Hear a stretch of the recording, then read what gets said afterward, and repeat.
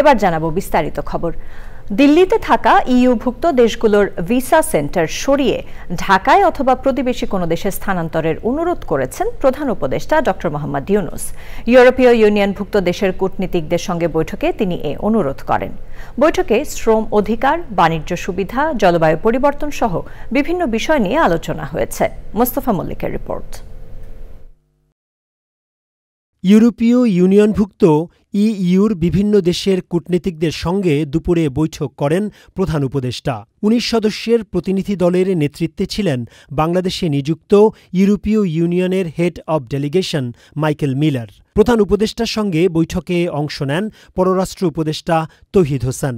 প্রধান উপদেষ্টা কূটনীতিকদের বলেন, সম্মিলিত এই উপস্থিতি প্রমাণ করে ইইউভুক্ত দেশগুলো বাংলাদেশের সঙ্গেই আছে। আপনারা যে এখানে একত্রিত হয়েছেন এটি সত্যি প্রশংসনীয়। এটি বাংলাদেশের প্রতি আপনাদের রাজনৈতিক সমর্থন, অর্থনৈতিক সহায়তা, নৈতিক সমর্থন এবং অন্যান্য সহায়তার প্রতিফলন। দায়িত্ব নেয়ার আগে বাংলাদেশের পরিস্থিতি স্মরণ করিয়ে দেন অধ্যাপক ইউনূস।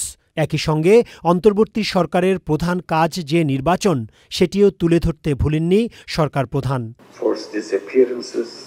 মাত্র ৪ মাস আগে আমরা এক ভয়াবহ পরিস্থিতির মধ্যে দিয়ে যাই। তখন বহু শিক্ষার্থী নির্মমভাবে হত্যার শিকার হয়েছিল। এই ঘটনা পুরো জাতিকে ঐক্যবদ্ধ করেছিল।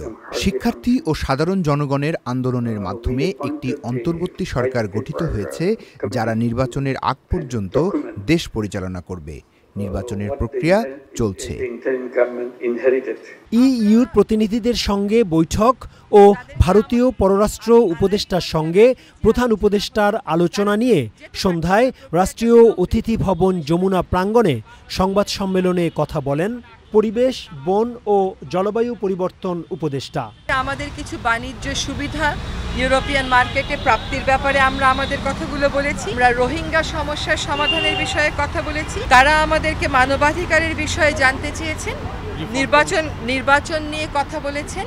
তাদের কাছে আমাদের একটা সুস্পষ্ট অনুরোধ ছিল যে তারা যেন এই ভিসা সেন্টারগুলো দিল্লি থেকে সরিয়ে অন্যত্র স্থাপন করেন। আমরা ভারতীয় সচিবের সাথে যে প্রধান উপদেষ্টার বৈঠক হয়েছে, সেখানে আমাদের পক্ষ থেকে এবং তাদের পক্ষ থেকে বারবার তারা বলেছে যে তারা বাংলাদেশের সাথে দ্বিপাক্ষিক যে সম্পর্ক, এটা এগিয়ে নিতে এবং আরো জোরদার করতে আগ্রহী।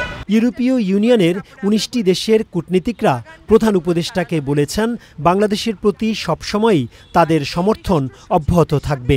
আলাদা করে আলোচনা। Mostafa Mallick, channel I, Dhaka.